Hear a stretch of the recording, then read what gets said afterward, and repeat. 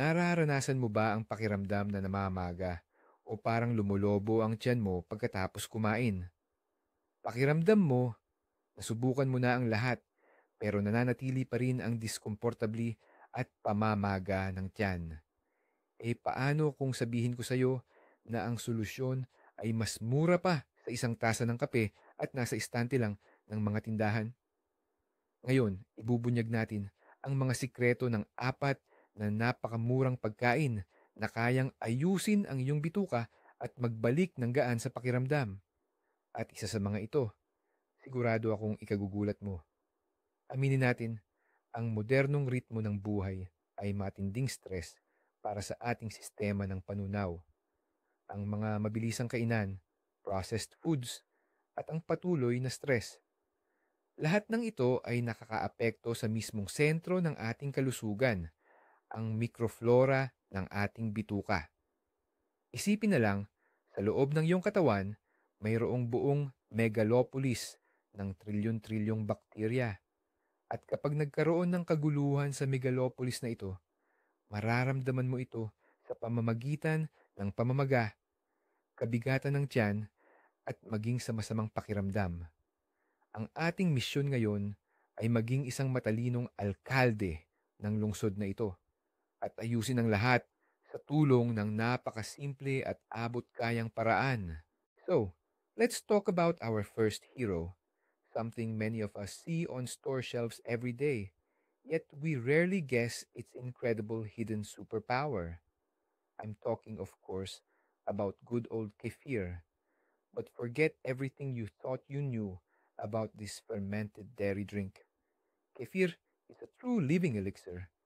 Its true value isn't just in the proteins or calcium, important as they are. No, its real secret weapon is probiotics. Imagine this: every glass holds an entire army of tiny, yet incredibly powerful allies for your health. Once this army enters your gut, it immediately springs into action.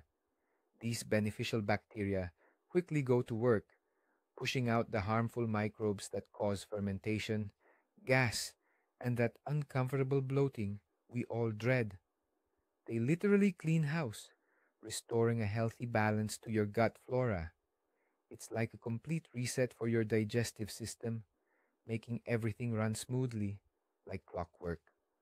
But a word of caution when choosing your kefir. Not all kefirs are created equal. Look for varieties with a short expiration date. That's your sure sign it contains truly live and active cultures.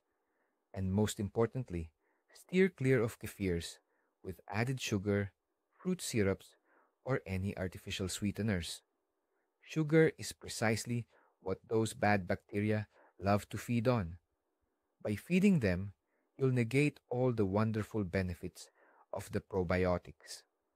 So, how do you incorporate this superfood into your diet? It's incredibly simple. A glass of room temperature kefir about an hour before bedtime will not only soothe your gut but can also significantly improve your sleep. And in the morning, it makes an ideal base for a nutritious smoothie. Just add a handful of berries and a spoonful of flax seeds, something we'll talk more about later. That way, you get a powerful double punch against any digestive issues. Ngayon, dumako tayo sa pangalawang produkto na ang bawat kagat at kakaibang amoy ay pamilyar na sa marami sa atin simula pa pagkabata. Pero huwag nyo itong basta-basta ilagay sa kategorya ng simpleng inasnan o atsara. Pinag-uusapan natin dito ang fermented cabbage or kilala rin bilang sauerkraut. Hindi lang ito basta-basta pampagana sa ulam o kasama ng patatas. Ito ay isa sa mga pinaka-underrated na superfood para sa ating panunaw. Ang sikreto ay nasa kamanghamanghang proseso ng fermentation. Kapag natural na pinapaasimang repolyo, dito nabubuo ang milyon-milyong kapakipakinabang na lactic acid bacteria or probiotics. Ang mga maliliit ngunit masisipag na bakterya na ito ay gumagawa ng napakalaking tulong para sa ating bituka. Hindi lang sila nakakatulong para mas maabsorb ng ating katawan ang pagkain at bitamina, kundi lumilikha din sila ng masamang kapaligiran para sa mga harmful bacteria na nagiging sanhi ng pagkabulok at paglobo ng tiyan. Bukod pa rito, sa proseso ng fermentation, nagiging mayaman ang repolyo sa enzymes at napapanatili nito ang napakaraming vitamin C na nagpapatibay sa ating immunity o resistensya. Pero, tulad ng kefir, mayroon ding dapat tandaan. Kailangan natin ang buhay na repolyo. Yung binibenta sa mga garapon sa supermarket na dumaan sa pasteurisasyon sa kasamaang palad ay walang bisa. Ang mataas na temperatura ay pumapatay sa lahat ng mahahalagang nutrients at probiotics nito. Humanap ng repolyong dumaan sa natural na fermentation sa mga palengke, sa mga tindahan ng atsara na binebenta by weight, o mas mainam, gumawa ka na lang ng sarili mo. Napakadali lang nito. At tandaan, hindi mo kailangan kumain ng isang buong plato. 2 kutsara lang kada araw bilang side dish ay sapat na para magpasalamat ang iyong bituka. Ngayon naman, pag-usapan natin ang ikatlong kasangga natin sa pagpapanatili ng kalusugan. Ang maanghang na lasa at kakaibang aroma nito ay hindi mo mapagkakamalan. Ito ay luya. Karamihan sa atin, sanay na itong gamitin tuwing may sipon lang para ipangtimpla ng mainit na tsaa. Ngunit ang tunay nitong kapangyarihan ay lumalabas pagdating sa pangangalaga ng ating panunaw. Ang luya ay hindi lang basta pampalasa. Isa itong napakalakas na natural na panlaban sa pamamaga. Ang buong bisa nito ay nasa isang sangkap na tinatawag na gingerol. Ito ang dahilan ng maanghang nitong lasa. Ngunit ang mas mahalaga, ang gingerol ay parang isang pampag-inhawa para sa ating bituka. Pinapahinahon nito ang mga naiirita na dingding ng bituka at pinapakalma ang muscle spasms na madalas sanhi ng sakit at discomfort. Isipin mo, kung ang iyong bituka ay tensyonado at naninikip, dumarating ang luya para dahan-dahan itong pakalmahin upang malayang makagalaw ang pagkain at hangin ng walang balakid. Aling luya ang pipiliin, sariwa o pinatuyong pulbos? Para sa ating layunin, ang labanan ng kabag, tiyak na sariwang ugat ng luya ang kailangan. Dito, mas marami ang aktibong sangkap at mahahalagang langis. Paano ito gamitin? Narito ang pinakasimple at pinakamabilis na paraan. Nakaramdam ka ba ng kabigatan pagkatapos kumain? Maghiwa ng ilang manipis na hiwa ng sariwang luya. Buhusan ito ng mainit na tubig, takpan, at hayaang magbabad ng mga 5 minuto. Inumin ang mabangong inumin na ito ng dahan-dahan. Hindi lang ito mabilis na magpapaginhawa sa discomfort mo, kundi makakatulong din para mas mapabuti ang panunaw ng pagkain. Ito ang iyong personal na kagyat na tulong na laging nasa iyong tabi. Ito na ang ikaapat at huling produkto natin. Huwag kayong paluloko sa kanyang maliit na sukat. Sa harap ninyo ay ang flax seeds na tunay na maliliit na higante pagdating sa kalusugan ng bituka. Hindi lang ito basta superfood na nauuso. Ito ay sabay na malambot na brush at nakapapawing gutom na balm para sa buong digestive system ninyo na nakabalot sa isang napakaliit na buto. Ano nga ba ang sikreto nito? Ang flax seeds ay may kakaibang dual power dahil sa dalawang uri ng fiber. Ang una ay ang soluble fiber. Kapag nadikit ito sa tubig, nagiging parang gel na bumabalot sa dingding ng bituka. Ang gel na ito ay parang pampakalma, nagtatanggal ng iritasyon, at parang espongha na sumisipsip ng toxins. Ang pangalawa naman ay ang insoluble fiber. Ito ay hindi natutunaw at gumaganang parang malambot na brush na dahan-dahang winalis ang lahat ng nakaimbak na dumi na nagpapabilis ng regular na pagdumi. Ngunit mayroong isang napaka-importanting detalye na kung wala ito ay hindi gagana ang lahat. Kailangan Gilingin ang flax seeds bago kainin. Ang matigas nilang balat ay napakatibay kaya't hindi ito kayang tunawin ng ating tiyan. Kung kakainin ninyo ito ng buo, dadaan lang ito sa inyo ng walang naibibigay na benepisyo.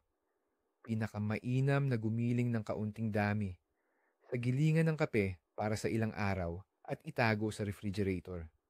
Paano ito kainin? Napakadali lang.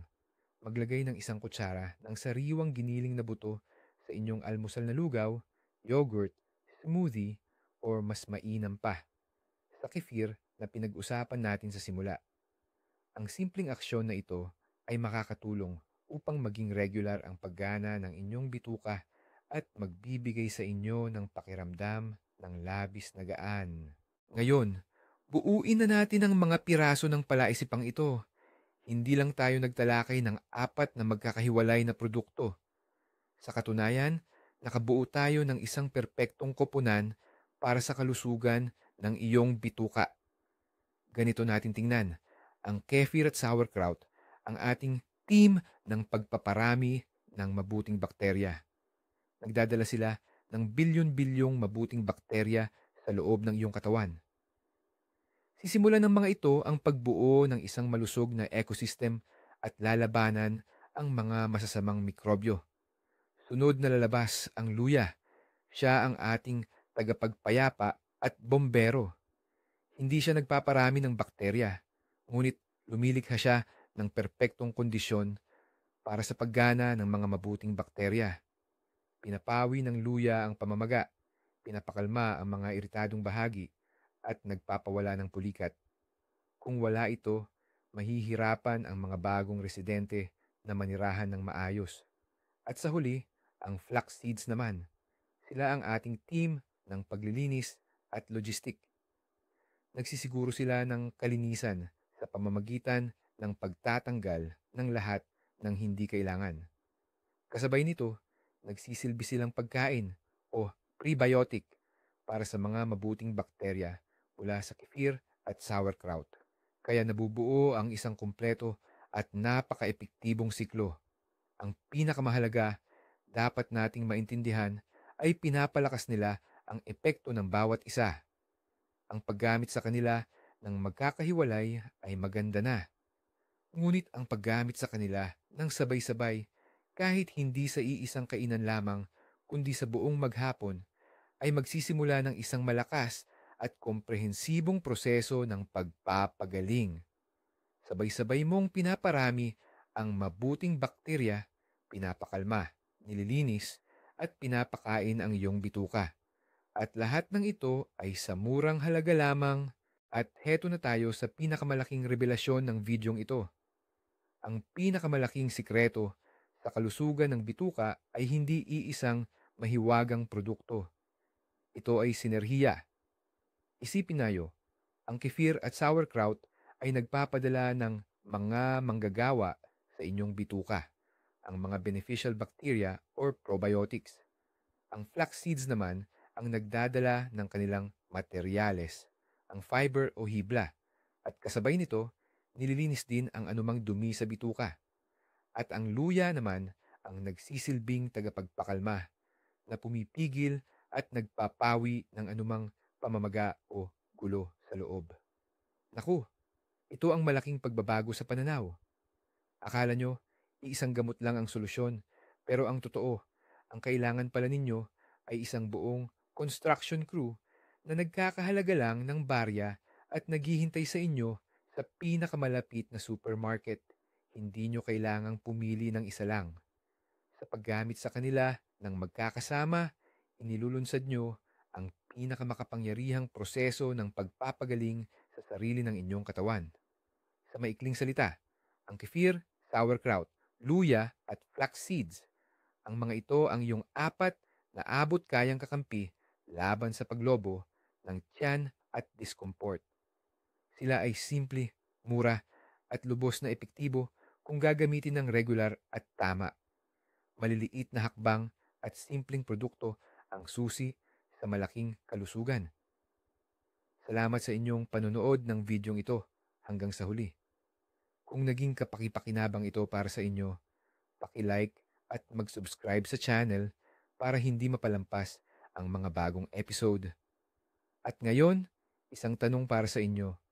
Alin sa mga produktong ito ang ginagamit na ninyo? O baka naman, may sarili kayong sikretong pantulong para sa bituka? I-share nyo sa comments. Masarap basahin.